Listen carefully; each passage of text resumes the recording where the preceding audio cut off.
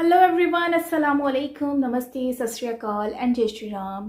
कैसे हैं आप लोग? आई होप आप लोग बिल्कुल ठीक होंगे और मैं भी बिल्कुल ठीक हूँ। सो आज हम लोग रिएक्शन देने वाले हैं। एक पर्सनैलिटी है उनका नाम है सुभाष चंद्र बोस। सो इस पर इनकी बायोग्राफी पे आज हम लोग रिएक्शन देंगे और देखते हैं कि ये इनकी पर्सनैलिटी के बारे में और जानते हैं कि ये कौन थे। और इनकी मेरे ख्याल से बर्थडे भी है और थी बर्थडे। सो उसकी वजह से काफ़ी सजेशंस भी आ रही थी, लोग कह रहे थे इस पे वीडियो बनाएं। सो बिना देरी के चलते हैं इस वीडियो की तरफ और रिएक्शन देते हैं। So let's start.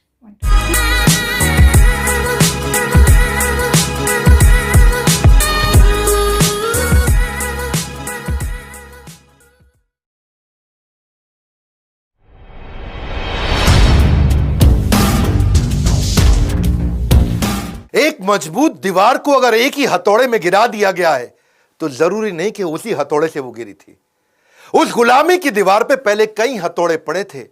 आखिरी हथौड़ा जो गांधी नेहरू ने मारा, जरूरी नहीं कि आजादी उन्होंने दिलाई। लाला लाजपत राय, बाल गंगाधर तिलक, भगत सिंह, चंद्रशेखर आजाद, अशफाक उल्लाह खान, उधम सिंह और नेताजी सुभाष चंद्र बोस, इन्होंने कई चोटें मारी थी जिसके कारण वो कमजोर हो पाई और उसी के बाद हमें आजादी मिल पाई। नमस्कार, मैं Vivek Bindra, founder and CEO बड़ा बिजनेस.com। सारे वीडियो अब खड़े होकर बना रहा हूं हाई पावर मोटिवेशन के साथ। सबको ऐलान कर दो, विवेक बिंद्रा वापस फॉर्म में आ चुके हैं। हथौड़े की चोट वो इतनी इंपैक्टफुल थी कि गुलामी की दीवार को हिला के रख दिया। नेताजी सुभाष चंद्र बोस, पहली बार नेताजी शब्द गढ़ा गया, खुद से नहीं बनाया। दुनिया ने कहा शुरू से शुरुआत करते हैं। बोस, इनका जन्म 23 जनवरी आज के दिन 1897 में हुआ था। कटक जो कि उड़ीसा में है। इनके पिता जानकीनाथ बोस। एजुकेशन इन्होंने यूरोपियन स्कूल से कटक में करी थी। सिक्योर्ड करी इन्होंने सेकंड रैंक 10वीं क्लास में 1913 में, तभी उनका प्रेसिडेंसी कॉलेज में एडमिशन हुआ। एक्सपेल कर दिया गया बाद में उनको प्रेसिडेंसी कॉलेज से, क्योंकि ये थोड़े नेशनलिस्ट थे, एक्टिविस्ट थे। 1916 में इनको निकाल दिया गया। वैसे बता दें आपको, देशभक्ति का जुनून जब सर पे छा जाता है तभी करियर छोड़ के राष्ट्र की सेवा में बड़ा मजा आ जाता है। ब्रिटिश सरकार ने भारत की स्वास्थ्य सेवाओं का बुरा हाल किया हुआ था। इतना बुरा हाल किया हुआ था, इतना नजरअंदाज कर दिया था कि बड़ी बड़ी बीमारियों का अटैक चल रहा था और ये गरीबों की सेवा करना चाहते थे। Plague, cholera, malaria, small pox, chicken pox, influenza, खतरनाक बीमारियां थी। इसी दौरान कॉलरा के कारण, कॉलरा मतलब हैजा, उसके कारण लगभग 2.5 लाख लोगों की मौत हो चुकी थी। कई बार कॉलरा लौट लौट के वापस आ रहा था। चारों तरफ महामारी आ चुकी थी, बुरा हाल था। लाशें ऐसे पड़ी थी जैसे मक्खियां भिनभिना रही है, मक्खी मच्छरों की तरह लाशें पड़ी थी।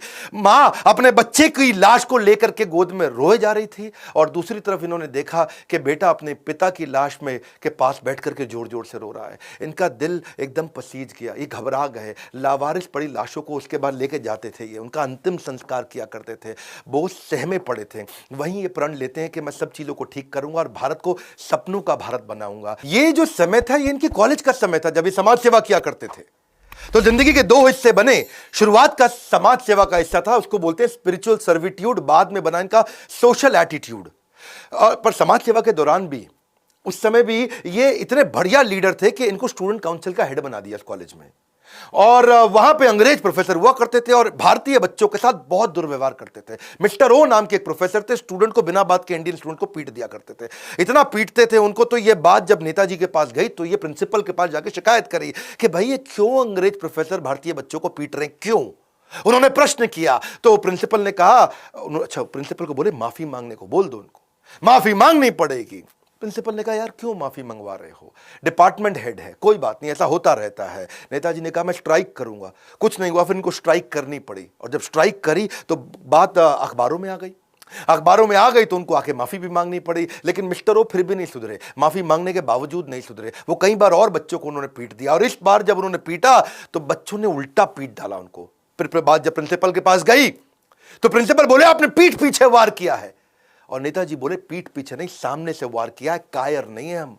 इस चक्कर में उनको कॉलेज से निकाल भी दिया जाता है। फिर एक कमीशन बनाई जाती है और कमीशन कहते हैं कि भाई चलो इसको एक बार और माफी मांगने का मौका देते हैं। पर इन्होंने वहां जाके भी माफी नहीं मांगी। इन्होंने कहा गलत के आगे झुकना नहीं है और सही से मुंह मोड़ना नहीं है। सुभाष चंद्र बोस ने कमीशन के आगे माफी मांगने से मना कर दिया। भारतीयों के साथ भेदभाव के खिलाफ इन्होंने बहुत बोला। ये कॉलेज टाइम से करते थे। कमीशन गुस्सा हो जाता है, उसके बाद इनको कॉलेज से निष्कासित कर देते हैं। इस घटना से आता है उनके जीवन में बदलाव जब वो पॉलिटिकल करियर को बिल्ड करते हैं। उनका मानना था कि सबसे बड़ा अपराध अपराध नहीं, अपराध से ज्यादा बड़ा अपराध है कि अन्याय को सहना और गलत के साथ समझौता करना। बहरहाल अब कॉलेज से तो निकाल दिए गए थे, तो उनके पिता जो बैरिस्टर थे उन्होंने इनको बुलाया और बोला, बेटा सुभाष, जो हो गया, अब एक काम करो, तुम आईसीएस की तैयारी करो, इंडियन सिविल सर्विसेज की। सिविल सर्विसेज मतलब टॉप मोस्ट रैंक। 4 साल की तैयारी लगती थी और उस समय जो पढ़ाई थी वो इंडिया में नहीं थी, लंदन जाके पढ़ना पड़ता था। और 4 साल की तैयारी के लिए इनको लंदन भेजा। इतने बुद्धिजीवी, इतने जबरदस्त बुद्धिमान के 4 साल की पढ़ाई इन्होंने 7 महीने में कर ली और रैंक होल्डर हो गए। 4th रैंक इनको मिली। अमूमन भारतीय उस समय सिविल सर्विसेज में नहीं जाते, इन्होंने अंग्रेजों को पीछे छोड़ दिया। अच्छा, अब ये जब वहां पे रैंक होल्डर बने, इनके मन में क्या है, देश लुट रहा है अंग्रेजों के हाथ में और मैं मौज काटूं उन्हीं के साथ में। तो इनको बड़ा फील हुआ कि मैं आईसीएस की नौकरी को, इन्होंने 1921 में उसी समय लात मार दी और ये घटना जो है जंगल की आग की तरह फैल गई। और अब उसके बाद ये आग की तरह फैल गई। अंग्रेज बड़े हैरान हुए कि भाई पहला आदमी भारतीय जो आईसीएस की नौकरी को लात मार रहा है। किसी को विश्वास नहीं हुआ, पहले कभी किसी ने छोड़ी नहीं थी।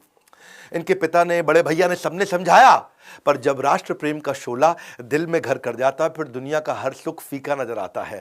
इन्होंने कहा कि भाई मेरा जन्म देश को लूटने के लिए नहीं बल्कि देश के लिए कुछ करने के लिए हुआ है। तो लोग हैरान हो गए और लोग उनसे मिलना चाहते थे, उनको देखना चाहते थे, उनके विचारों को जानना चाहते थे कि कौन है वो व्यक्ति जिसने मखमलों वाले बिस्तर को छोड़ करके कांटों भरी जमीन को चुना है केवल देश सेवा के लिए। वापस जब ये पानी के रास्ते मुंबई आए तो हजारों लोगों की भीड़ आ गई। हजारों लोग उनको देखने के लिए आए कि भाई कौन है ये आदमी। तो मुंबई में हजारों लोगों की भीड़ देख के उन्हें एक बात समझ आ गई, छोटी सी आईसीएस की नौकरी को लात मारने में इतने लोगों ने विश्वास किया, अगर मैं मेहनत करूं तो पूरे देश को इकट्ठा कर सकता हूं। उनकी as a leader thinking lateral, out of the box, macro thinking थी, बड़ी थिंकिंग थी। महान व्यक्ति की यह पहचान है कि वो भविष्य की परिस्थितियों को, वर्तमान को देखते हुए पहचान लेता है। अब 1928 के दौरान कांग्रेस एक मजबूत आंदोलन बन चुका था और सुभाष चंद्र बोस, गांधी और नेहरू के साथ उनके मतभेद थे पर मनभेद नहीं थे, अंदर से दोस्त थे। वो सम्मान करते थे, गांधी को अपना गुरु मानते थे। उन दिनों लॉर्ड इरविन हुआ करते थे, उस समय के वाइसराय थे। उन्होंने गांधी जी को कन्विंस कर लिया, सहमत करा लिया कि भाई डोमिनियन स्टेटस दे देते हैं, ये भी एक फ्रीडम है। अब आप फ्री हो जाओगे, आपको डोमिनियन स्टेटस मिल गया, आप अपनी सरकार चलाओगे, अपने इलेक्शन करोगे। और उन्होंने इस प्रस्ताव को कलकत्ता अधिवेशन में प्रस्तुत किया कि भाई डोमिनियन स्टेटस ले लो। अच्छा, ये इनको पसंद नहीं आया। सुभाष चंद्र बोले डोमिनियन स्टेटस नहीं चाहिए, मुझको कंप्लीट फ्रीडम चाहिए। उन्होंने इसका कंप्लीट फ्रीडम के लिए बहुत झगड़ा किया, क्योंकि उन्होंने समझाया कि भाई डोमिनियन स्टेटस का मतलब है आप ऑटोनोमस कम्युनिटी तो हो जाएगी लेकिन चलाएगा ब्रिटिश एम्पायर, और पूर्ण स्वराज, कंप्लीट इंडिपेंडेंस का मतलब है कंप्लीट टोटल इंडिपेंडेंस।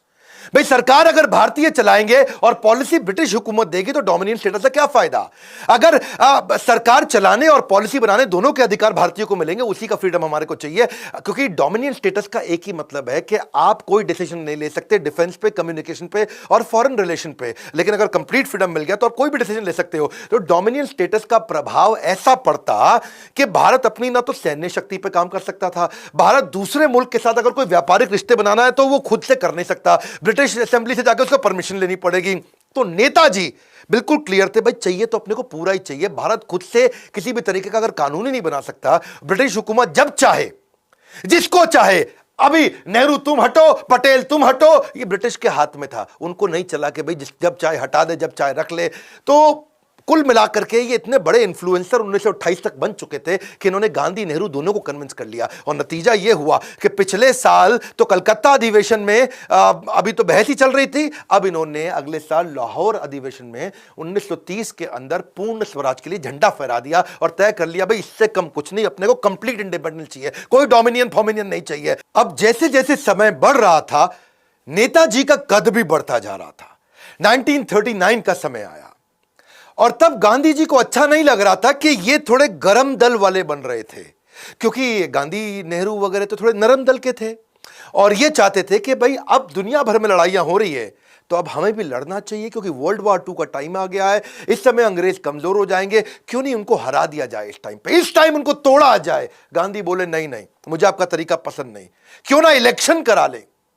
तो तब प्रेसिडेंट की पोजीशन के लिए इलेक्शन का समय आया और गांधी ने क्या किया, इनको हटाने के लिए उन्होंने अपना आदमी लगा दिया, सीतारमैया, साउथ से लेकर के आए सीतारमैया को, और सबको जाके पूरे देश में बता दिया, सारी के सारे कांग्रेस के जितने भी वर्किंग कम्युनिटी, जितने भी लीडर्स थे, इनको बोला कि सीतारमैया जीतेगा तो मतलब समझो मैं जीता, सीतारमैया मेरा आदमी है।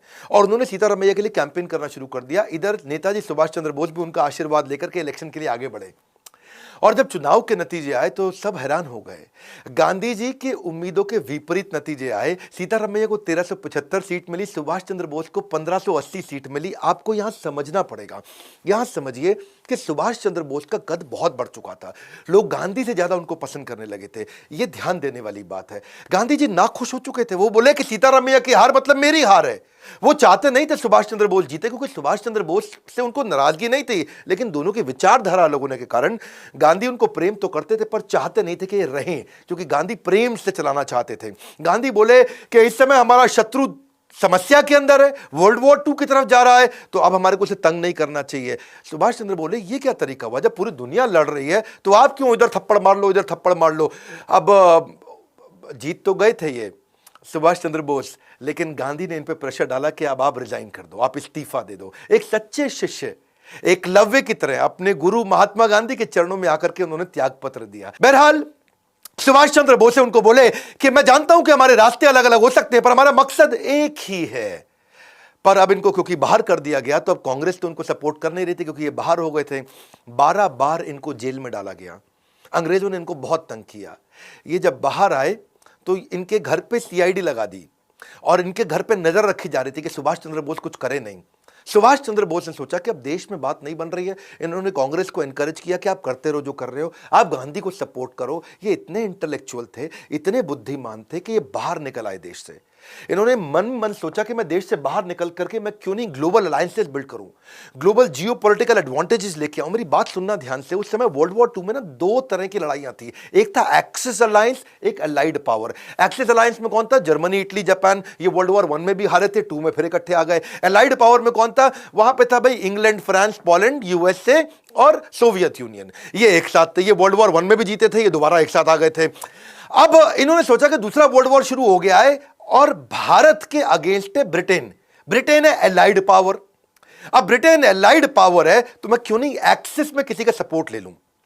तो ये बाहरी ताकतों से समर्थन लेने के लिए गए। इन्होंने सोचा सही मौका है, इस समय दुश्मन अभी उलझा हुआ है, कमजोर है, मुझे बाहर निकल जाना चाहिए। अब मजे की बात समझिए, तेज वो नहीं होते जो मौके का इंतजार करते हैं, बल्कि वो होते हैं जो सही मौके पे वार करते हैं। इन्होंने सोचा दुश्मन का दुश्मन मेरा दोस्त। तो पहले तो इन्होंने ट्राई फिर भी सोवियत यूनियन पे ही किया। उसके लिए इन्होंने प्लान बनाना शुरू कर दिया। और प्लान बनाने के लिए इन्होंने अपने एक दोस्त थे इनके, मियां अकबर शाह, उनको एक टेलीग्राम भेजा पेशावर में और उनको पेशावर से कोलकाता बुला लिया कि भाई आओ मेरी मदद करो। और मियां अकबर शाह को उन्होंने बोला, जो आज पाकिस्तान में पड़ता है, कि भाई तुम मुझको किसी तरह से काबुल ले जाओ, मैं काबुल के रास्ते उस रूस में जाऊंगा। यूएसएसआर हुआ करता था, अभी आज तो रशिया है। तो अपने भतीजे शिशिर थे इनके, उनकी मदद से इन्होंने गाड़ी लिया। गाड़ी में सीआईडी से बचते बचाते पिछली सीट के नीचे लेट के, दब के, छुप के ये निकले। वो उन्होंने उसको कलकत्ता से धनबाद छोड़ा, धनबाद से इनको काबुल और काबुल से मॉस्को जाना था। अब वही है नेताजी सुभाष चंद्र बोस। वहाँ रविंद्रनाथ टैगोर गाया करते थे कि जोरी तोरो डाक सुने क्यों।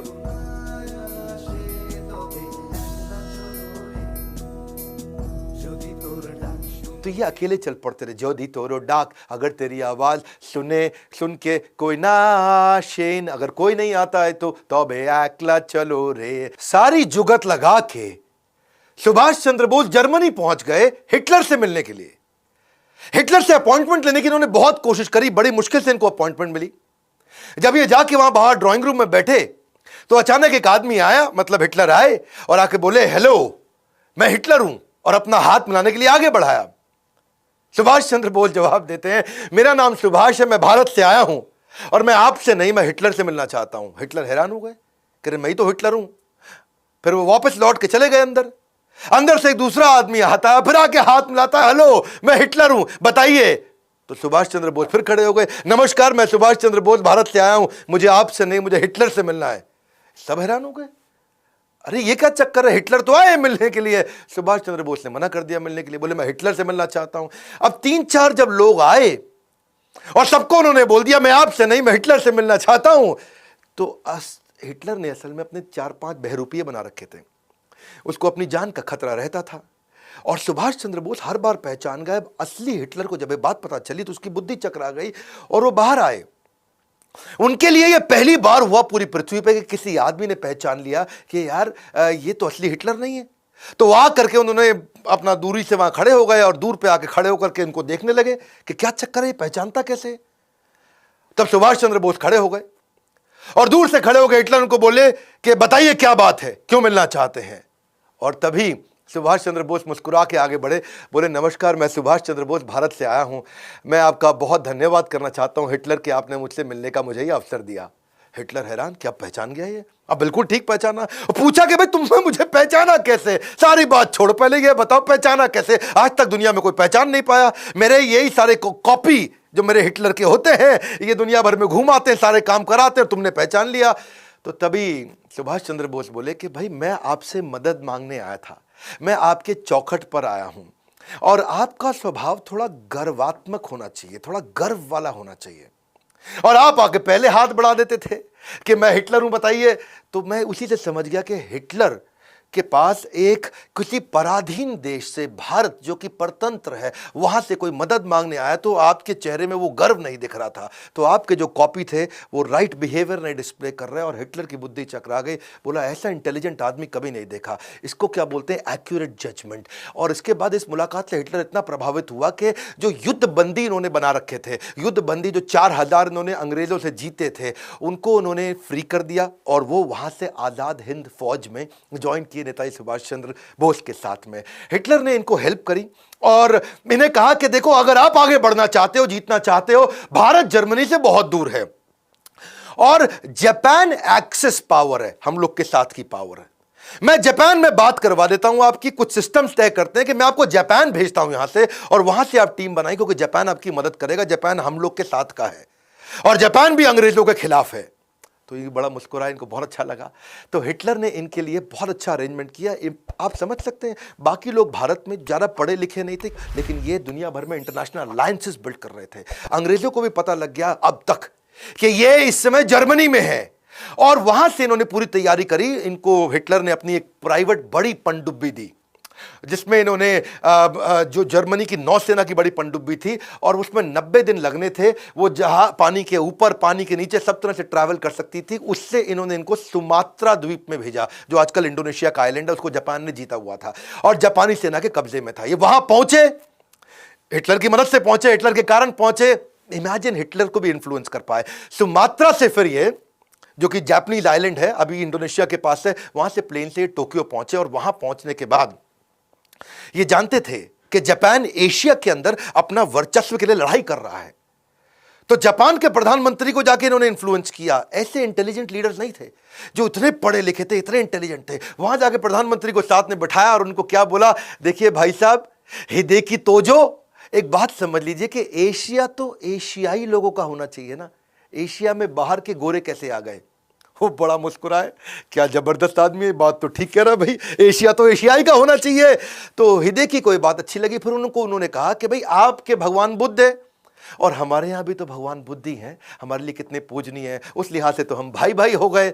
और वो बड़ा इंप्रेस हुए जापानी प्रधानमंत्री। उन्होंने जाके पार्लियामेंट में अनाउंस कर दिया कि हम सुभाष चंद्र बोस को पूरी मदद करने को तैयार है। भारत की आजादी की लड़ाई में जापान उनके साथ में। सुभाष चंद्र बोस जानते थे कि इनका इस समय सिंगापुर के साथ झगड़ा चल रहा है, सिंगापुर में अटैक कर रहे हैं। और सुभाष चंद्र बोस को मालूम था कि अंग्रेजों की सेना सिंगापुर में थी, वहां 85,000 ब्रिटिश सैनिक थे, जिसमें से 45,000 तो इंडियन थे। तो इन्होंने पहले से एक योजना बना रखी थी जिसमें जापानीज को ये मैसेज दे रहे थे कि जब तुम सिंगापुर में बम गिराओगे वहां पर्चे फेंक दो, हर बम के साथ पर्चे फेंको ऊपर हवाई जहाज से, और हर पर्चे में लिखो, हिंदी में भी, तमिल में भी, अंग्रेजी में भी, कि तुम भारतीय कब तक अंग्रेजों का गुलाम बन के उनके साथ लड़ते रहोगे, तुम भारतीय कब तक अंग्रेजों का गुलाम। अब वहां पर जितने भी सिंगापुर में सैनिक थे जो भारतीय, वो पर्चा पढ़ लेते थे और वहां पे अंदर विद्रोह चालू हो गया। इनकी रणनीति सुभाष चंद्र बोस की प्रधानमंत्री जापान के साथ में मिलकर काम आई। अटैक की रणनीति, इनको वहां सफलता मिली।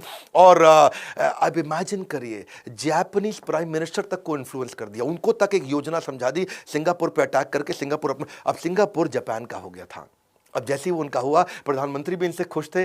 तो वहां जो 45,000 ब्रिटिश आर्मी के अंदर इंडियन सैनिक थे, उनको जापानीज ने इनको वापस कर दिया सुभाष चंद्र बोस को, और वहां से तैयार हुई पूरी आर्मी। रास बिहारी बोस जो वहीं पे इंडियन लोगों को तैयार किया करते थे, उनके माध्यम से नेताजी सुभाष चंद्र बोस को सौंप दिया गया और अब तैयार हो गई आजाद हिंद फौज। यहां से अंग्रेजों को पता लगने लगा कि ये बहुत बड़ी तैयारी कर रहा है। जापानी सेना बर्मा को जीत चुकी थी, अब बर्मा में कब्जा इनका था, जापानीज का। इन्होंने कहा कि भाई अब बर्मा के रास्ते भारत में घुसेंगे और प्राइम मिनिस्टर ने पूरा सहयोग किया। नागा पहाड़ियां यानी कि नॉर्थ ईस्ट जो नागालैंड है, वहां से मैदानी इलाकों में जाएंगे, पहले पहाड़ों पे जाएंगे, वहां से मैदानी इलाकों में जाएंगे। अप्रैल 1944 में आजाद हिंद फौज जो ये सिंगापुर से अपनी टीम तैयार करके आए थे, बर्मा से टीम तैयार करके आए थे, ब्रिटिश सेना को खदेड़कर मणिपुर में जाकर के पहली बार तिरंगा डाला। पूरा देश पूरा हिल गया उस समय। एक बात आपको बता दें, मानते तो दिल से गांधी भी थे कि हमारा देश अनडिवाइडेड रह सकता था। क्या कहते हैं कि अगर आप किसी को जोड़ना चाहते हो ना अपने साथ, तो उसे केवल गले नहीं दिल से लगाना चाहिए। क्योंकि गांधी ये जानते थे कि जिन्ना कितना भी शोर मचा ले, सारे हिंदू और मुसलमान अगर किसी एक लीडर को इकट्ठे मानते थे तो वो थे सुभाष चंद्र बोस। मैं आपको एक कहानी बता देता हूं। 1943 में जब रंगून के अंदर बर्मा में ये अपनी फौज इकट्ठी कर रहे थे, तो आजादी के लिए अपनी फौज को इकट्ठा करने के लिए उन्होंने सबसे योगदान मांगे। और उस योगदान के दौरान वहां पर एक मुस्लिम व्यक्ति आया और उसने आकर के बोला कि सुभाष चंद्र बोस जी, मैं आपको अपना सब कुछ देने को तैयार हूं, मेरे पास कुछ करोड़ रुपए हैं। याद रखना, उस समय कुछ करोड़ रुपए बहुत हुआ करते थे। मेरे पास कुछ करोड़ रुपए, अपना घर है, अपना परिवार है, मैं सब आपको देने वाला हूं। तो वो सुभाष चंद्र बोस उनको बोले, उस मुसलमान व्यक्ति को, कि तुम क्यों मुझको अपना सब कुछ दे दोगे, दे दोगे तो अपना घर कैसे चलाओगे? तो उसने क्या बोला, अब घर थोड़ी चलाना है, अब तो मैं भी, मेरी पत्नी भी, मेरे बच्चे भी आपकी सेना में है। गांधी ये बात जानते थे। इनफैक्ट ये तो एक बार खुद मोहम्मद अली जिन्ना ने भी बोला था कि अगर सुभाष चंद्र बोस प्रधानमंत्री बनते हैं तो मैं उनके साथ रहने को तैयार हूं, उनको अलग पाकिस्तान की आवश्यकता नहीं। मैं आपको ना ऐसे बताऊंगा कि गांधी की उन्होंने रिस्पेक्ट फिर भी जीवन भर करी। सिंगापुर में जब वो तैयारी कर रहे थे, तब वहां से भी एक रेडियो के अनाउंसमेंट में उन्होंने बोला कि गांधी जी राष्ट्रपिता हैं। लेकिन इंडिया में एक्सेप्टेंस सुभाष चंद्र बोस की बहुत बड़ी थी। वो इतनी बड़ी थी कि वास्तव में अगर 1945 में वो जीवित होते ना, तो चांसेस थे कि इनको राष्ट्रपिता की उपाधि मिल जाती। पहले प्रधानमंत्री तो ये पक्का बनते ही बनते। उसके कारण क्या है, क्योंकि इनसे ज्यादा बुद्धिमान व्यक्ति, इंटेलेक्चुअल जीनियस, इनसे ज्यादा विजनरी जो दूर तक सोच सके, क्योंकि बाकी सब तो ऑपरेशंस में हिंदुस्तान में लड़े रहे, ये पूरी दुनिया का अलायंसेस लेके आते रहे। इनसे ज्यादा इकोनॉमी को समझना, इंडस्ट्रियलाइजेशन को समझना, ब्यूरोक्रेसी को समझना, सोशल सिविक्स को समझना, diplomacy, international alliances, geopolitical partnership, इनके पास शायद बुद्ध आदित्य योग था। बुद्ध आदित्य योग ये वो योग होता है कि आप जब भी कुछ कहें तो पूरी दुनिया आपकी बात माने। ये जहां जो बोलते रहे, दुनिया इनकी बात मानती थी।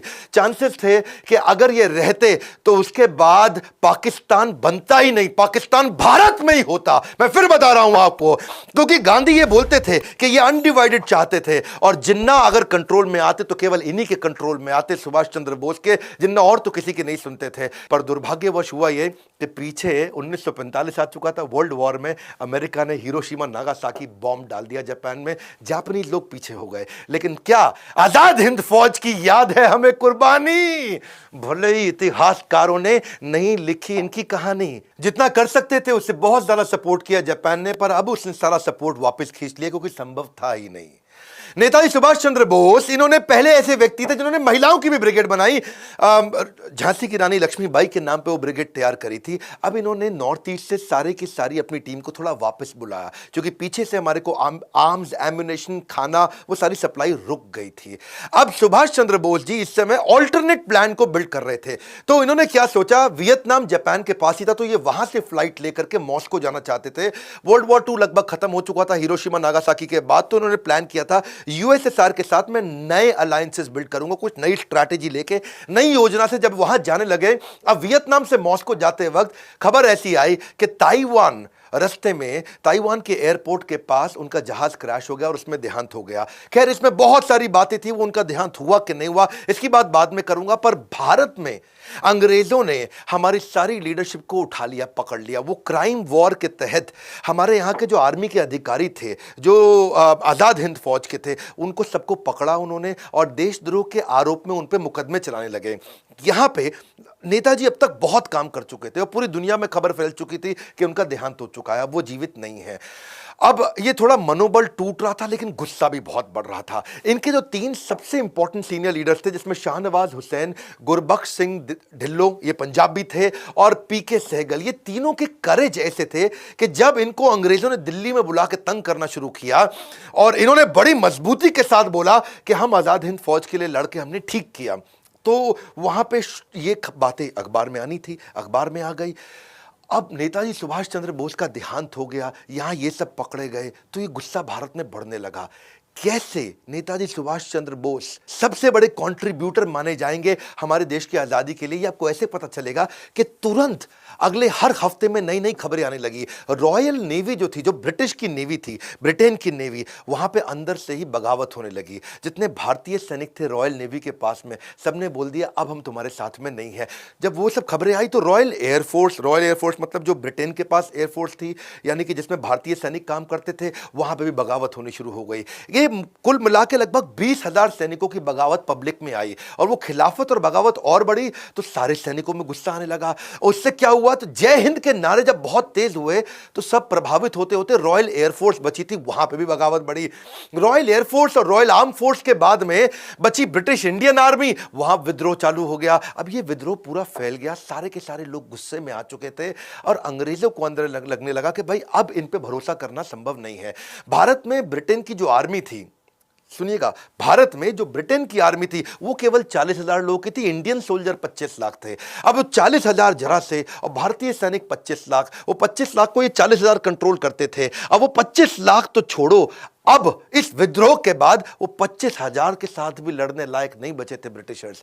वहां दुनिया भर में लड़ाई करके आ चुके थे वर्ल्ड वॉर 2 के बाद में। अब इनको लगा कि हमारे 40,000 और इनके 25 लाख, इनके 25 लाख से लड़ने के लिए हम 40,000 को क्या 4 लाख कर सकते हैं? क्या हम दोबारा इंग्लैंड से मंगा सकते हैं सेना? अब वर्ल्ड वॉर 2 के बाद वो पॉसिबल था नहीं, तो वो उनके लिए था बड़ा काटा। फिर इन्होंने सोचा कि भाई इन 25 लाख को हम तनख्वाह भी दिए जा रहे हैं और ये रिवोल्ट भी किए जा रहे हैं, तो इन्होंने उनको डीकमीशन करना शुरू किया। इनको भाई निकालो, अब इनको तनख्वाह देनी बंद कर दो, इनको बाहर कर दो। और जब उनको डीकमीशन किया, क्योंकि सैलरी कॉस्ट भी बहुत ज्यादा थी, पैसा इनके पास था नहीं और लोग ला नहीं सकते थे, अब यहां पर विद्रोह और बढ़ गया, क्योंकि भाई उनको नौकरियों से निकाले जाने लगा। अब नौकरी से निकाला और विद्रोह बढ़ गया, जो अंदर बचे थे वो भी विद्रोह कर रहे थे, जो बाहर आ रहे थे वो भी विद्रोह कर रहे थे। कई बार पूछते हैं नेताजी सुभाष चंद्र बोस ने क्या किया? यही किया, पूरे देश के अंदर पहले लोग बोलते रहे यहां भी थप्पड़ मारो, यहां भी मारो, और यहां क्या हुआ, पूरी सेना ने इतने थप्पड़ मारे कि अब उनको लग गया अब हम यहां रुक नहीं सकते हैं। और परिस्थिति को देख के ब्रिटेन ने उसी समय भारत को स्वतंत्र करने की घोषणा करनी शुरू करी। और यह इस बात का सबूत इस घटना से भी मिलता है कि उस समय के जो 1956 में उस समय के जो प्रेसिडेंट थे, क्षमा चाहता हूं, प्राइम मिनिस्टर थे, यानी कि क्लेमेंट एटली, ये 1945 से 1951 के दौरान ये प्राइम मिनिस्टर हुआ करते थे। ये भारत आए बाद में, और जब भारत आए तो यहां पे कई लोगों ने उनसे पूछा कि भाई आप वर्ल्ड वॉर 2 भी जीत गए, 1 भी जीत गए, आप तो इतने पावरफुल थे, आपने क्यों भारत को छोड़ दिया इतने जल्दी? सब कुछ आपके पक्ष में था, फिर आपने क्यों छोड़ा? तब उन्होंने बताया कि भारतीय सैनिकों का जो विद्रोह था ना, उससे हम टूट चुके थे। हम तनख्वाह भी दे रहे थे, हमारे लिए कॉस्ट भी था, और उनका विद्रोह आया, और ये विद्रोह, और दूसरी तरफ कहीं दोबारा आजाद हिंद फौज ना आ जाए फिर से। क्लेमेंट एटली जी, एक बात बताइए, जो नरम दल था यानी कि गांधी नेहरू, उनसे कितना प्रभाव पड़ा? क्लेमेंट एटली ने बोला उनका तो कोई प्रभाव था ही नहीं। सारा प्रभाव कहां से आ रहा था ये मैंने आपको बताया। जानते हैं पहले क्लेमेंट एटली कौन है? ये वही व्यक्ति है जिन्होंने इंडिया इंडिपेंडेंस एक्ट पे हस्ताक्षर किए थे। इन्हीं के सिग्नेचर से हम लोग इंडिपेंडेंट हुए थे। क्यों बोलते हैं मजबूरी का नाम महात्मा गांधी? आप कमेंट बॉक्स में बताइएगा तो मैं गांधी पे वीडियो बनाऊंगा। अब इस समय हर देश के एक पावरफुल पर्सनैलिटी पे अगर आप वीडियो देखना चाहते हैं तो मेरे यूट्यूब चैनल पे आइए। मैं बताना भी चाहूंगा आपको आगे चल के कि क्या वो सारी की सारी अलग अलग प्रकार की थ्योरीज हैं कि कहां रहे या जीवित रहे या नहीं रहे। बोस नहीं बचे, एयर क्रैश में 1945 में वो चले गए, ये भी एक थ्योरी है। बोस को टॉर्चर किया गया, जनरल जीडी बख्शी ने बताया कि अंग्रेजों ने उनको बाद में टॉर्चर किया गया, उनको प्रिजन में, उनको जेल में मार दिया गया, ये भी एक प्रकार की थ्योरी है। बोस जीवित थे और फ्रेंच सीक्रेट सर्विसेज में इन्वॉल्व हो गए थे, ये भी एक थ्योरी है। बोस आगे चल करके भगवान जी या गुमनामी बाबा बने, ये भी एक प्रकार की थ्योरी है। बहुत सारी कंट्रोवर्सीज है। 18 को अगर प्लेन क्रैश हुआ तो 23 तारीख को खबर क्यों आई? अब मुखर्जी कमीशन के अनुसार ताइवान के अंदर कोई घटना में कोई ऐसा कोई एयर क्रैश तो हुआ ही नहीं था। दूसरा, कई लोगों ने बताया कि लोग अपने बयान भी बदलते रहे, रहमान जो उनके साथ थे उनके भी बयान बदलते रहे। ताइवान सरकार के पास विमान हादसा का कोई दस्तावेज नहीं है। उनके अस्थि कलश को आज भी रैंकोजी मंदिर में जहां रखा हुआ उसका डीएनए टेस्ट क्यों नहीं कराया गया? तो बोस के बारे में बहुत सारी कंफ्यूजन हमेशा रही हैं और अलग अलग प्रकार की थ्योरीज आती रही हैं। ऐसा नहीं कि इस पे प्रश्न नहीं उठा, बहुत बार प्रश्न उठा, बहुत बहुत बार रिसर्च भी करनी शुरू करी। इनफैक्ट यूएस की इंटेलिजेंस, यूके की इंटेलिजेंस, रशिया की इंटेलिजेंस, सबने बड़ा जोर लगाया, लेकिन रिपोर्ट्स में कुछ समझ में नहीं आया। शहनवाज कमीशन भी बिठाया गया 1955 में, उन्होंने बता दिया कि नहीं जी प्लेन क्रैश ही हुआ। खोसला कमीशन हुआ 1970 में, बोले नहीं जी प्लेन क्रैश ही हुआ। मुखर्जी कमीशन 1999 में आया, उसकी कोई रिपोर्ट ही समझ में नहीं आई। विष्णु सहाय कमीशन आया बाद में, उन्होंने बोला कि गुमनामी बाबा नहीं थे, जबकि बहुत लोगों ने माना कि गुमनामी बाबा ही नेताजी सुभाष चंद्र बोस थे। इसकी बहुत सारी स्टोरीज हैं, किसी से मैं इसके ऊपर एक अलग से वीडियो बनाऊंगा। सुभाष चंद्र बोस जी की मौत का रहस्य चाहे जो भी हो, लेकिन वो व्यक्ति ऐसे थे जिन्होंने जीवन के जन जन के जीवन को सार्थक बनाया है। उनका देहांत हुआ है, लेकिन उनके प्रति हमारा स्नेह अंत नहीं हुआ, हमारे प्रेम का अंत नहीं हुआ। उनका देहांत हुआ है, लेकिन उनके विचारों का अंत नहीं हुआ है। वैसे एक बात पक्का है कि उस समय में अस्त्र शस्त्र से लड़ाई हुआ करती थी, और उनका इंडस्ट्रियलाइजेशन पे हमेशा से बड़ा फोकस रहा है कि मैं कैसे अपनी करेंसी बनाऊंगा, कैसे सिक्के बनाऊंगा, कैसे इंडस्ट्रियलाइजेशन करूंगा, मेरी इकोनॉमी कैसे ग्रो करेगी। बहुत विजनरी थे। इच्छा तो इतनी थी कि इस वीडियो को और 1 घंटा तक चलने दूं। इतना कुछ मैं बताना चाहता हूं कि वो रीइंकारनेट कर सके, हम उनके इस विजन को उस लीडरशिप में डाल सकें। लेकिन आज अस्त्र शस्त्र की लड़ाई नहीं है, आज लड़ाई मार्केट शेयर की है। आपको भी सीखना होगा कि आप अपने बिजनेसेस को एक्सपैंड करके दुनिया भर में अपनी कंपनीज को कैसे ग्रो करें, कैसे आप अपने बिजनेसेस को, अपने आइडियाज को, अपनी वेल्थ को दुनिया भर में लेकर के जाएं, और वहां से बिजनेस को वापस इंडिया में, वहां से ग्लोबल रेवेन्यू को इंडिया में लेकर के आए। आपको भी ग्रो करना है, और ये चैनल मेरा फ्री लर्निंग यूनिवर्सिटी अब बदल चुका है। मैं पूरे जोश के साथ वापस आ चुका हूं। शेयर करिए इस वीडियो को, शेयर करिए, दबा के शेयर करिए। बताइए लोगों को कौन थे नेताजी सुभाष चंद्र बोस जिनके कारण आजादी मिली। केवल गांधी नेहरू के बारे में नहीं, ऐसा नहीं कि मैं उनका सम्मान नहीं करता, उनके सो गाइस, ये वीडियो थी सुभाष चंद्र बोस सर की, जिन्होंने उनकी जितनी रिस्पेक्ट की जाए और जितना उनके बारे में बोला जाए उतना ही कम है। हमेशा से मैंने यही सुना है कि गांधी जी जो हैं उनको, जैसे हमारे यहाँ पर कायदे आज़म अली जिन्ना जो हैं, उनको इतनी वैल्यू किया जाता है बिकॉज आज़ादी में उनका बहुत बड़ा हाथ था। और उसी तरह गांधी जी जो हैं उनकी एक बहुत ज़्यादा वैल्यू है इंडिया में, क्योंकि उनकी वजह से ये सब कुछ हुआ था।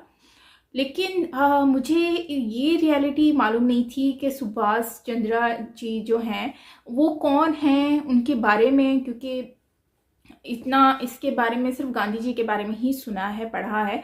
लेकिन क्योंकि मूवीज़ वगैरह में भी उन्हीं का ही आता है गांधी जी का।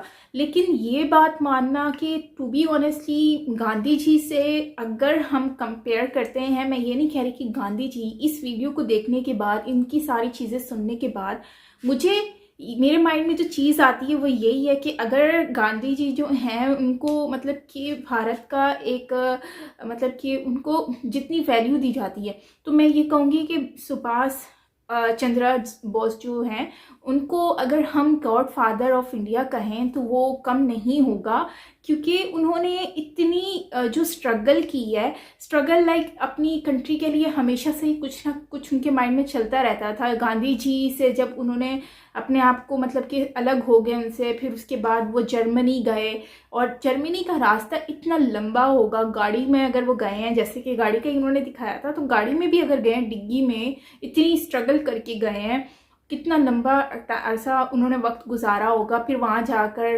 अपनी एक सेना को तैयार किया, फिर उसके बाद वो इंडोनेशिया गए, दूसरी कंट्रीज़ में गए, वहाँ पर जाके उन्होंने अपना जो है वो एक सेना तैयार की। उसके बाद इन्होंने भारत में जो नागालैंड के पास जो तिरंगा जो है वो अपना लहराया। मतलब कि उनको जितना अप्रिशिएट किया जाए उनकी एफ़र्ट्स को, वो कम नहीं होगा, वो बहुत ही ज़्यादा कम है बल्कि, क्योंकि हमें उनको अप्रिशिएट करना चाहिए उनकी एफ़र्ट्स को, कि उन्होंने इतना स्ट्रगल किया, स्ट्रगल करने के बाद भारत को जो है वो एक नाम दिया। भारत की आज़ादी में बहुत ज़्यादा उनका हाथ है, और उन्होंने इतनी मेहनत की, और अपने आप को मतलब कि उन्होंने जेल भी काटी है, जेल भी उन्होंने काटी है। उसके बाद फिर भारत में इतने लोगों का जो मतलब कि वहाँ पर मारे भी गए थे सेनाओं में, और वहाँ पर जो हाथ से ऊपर से उन्होंने फेंका भी था पर्चियाँ, और लोगों को मोटिवेट किया था, लोगों के दिलों में एक जो है वो चीज़ उभारी कि हाँ आप लोग मतलब कब तक गुलामी करोगे इनकी। और उसके बाद एक और चीज़ मुझे इनकी बहुत ज़्यादा अच्छी लगी, वो ये थी कि ये कह रहे थे कि जो एशिया में सिर्फ एशियन लोग होने चाहिए, तो गोरे किस वजह से यहाँ पर हैं। तो ये चीज़ मुझे बहुत अच्छी लगी है। और गोरों के यहाँ से जाने में बहुत बड़ा हाथ है सुभाष चंद्र सर का। और जो कायदे आज़म मोहम्मद अली जिन्ना हैं, उन्होंने भी मतलब कहा था कि अगर ये होंगे, सुभाष चंद्र सर होंगे, तो फिर हम अलग नहीं होंगे, पाकिस्तान नहीं बनेगा। और मैं ये सोच रही थी, जब ये बात मैंने सुनी तो मैंने यही सोचा कि यार अगर वो होते तो वाकई में ही ऐसा चीज़ें हमें देखने को नहीं मिलती, जो ये पार्टीशन है। और दूसरा, इतनी सारी इख्तलाफात हैं, ये सारी चीज़ें ख़त्म हो जाती, लेकिन ये है होती ही नहीं, जड़ी ना होती। और जैसे कि वो मुस्लिम लोग जो कंट्रीब्यूट कर रहे थे, जो कि उनको दे रहे थे कि हाँ हमारे करोड़ों रुपए हैं, और उस दौर में तो यार करोड़ों रुपए की बहुत ज़्यादा डिमांड होगी, क्योंकि वहाँ पर तो 100 रुपये की बहुत वैल्यू हुआ करती थी उस दौर में। तो अब जो है, अब तो बहुत ज़्यादा करोड़ को तो आजकल कोई पूछता नहीं है, लेकिन पहले दौर में तो बहुत ज़्यादा उसकी डिमांड होगी। लेकिन अपनी कंट्री के लिए, और उन पर एक भरोसा था उनको सुभाष चंद्र सर पर, तो इस वजह से उन्होंने अपना जो है सब कुछ उन पर कुर्बान कर दिया, उनको दे दिया। तो ये बहुत बड़ी बात है। और दूसरा ये है कि उनकी जो लास्ट में उनका डेथ का बता रहे हैं, तो वो चीज़ मुझे अब तक समझ नहीं आई। मैं सोच रही थी कि लास्ट में शायद ये बताएंगे, लेकिन इन्होंने बताया नहीं है कि क्या हुआ था। बहुत सारे जो रूमर्स हैं वही बताए हैं अखबार में कि जेल में हैं, मार दिया है, या फिर वो कहीं बाबा बन गए हैं, मतलब साईं बाबा कुछ इस तरह से, यहाँ पे कुछ और, लेकिन उनका कुछ भी कंफर्मेशन नहीं बताई इन्होंने। सो मैं बहुत ज़्यादा इंटरेस्टेड थी इस बात को जानने के लिए कि ये क्या स्टोरी थी, क्या चीज़ थी, लेकिन उन्होंने नहीं बताया।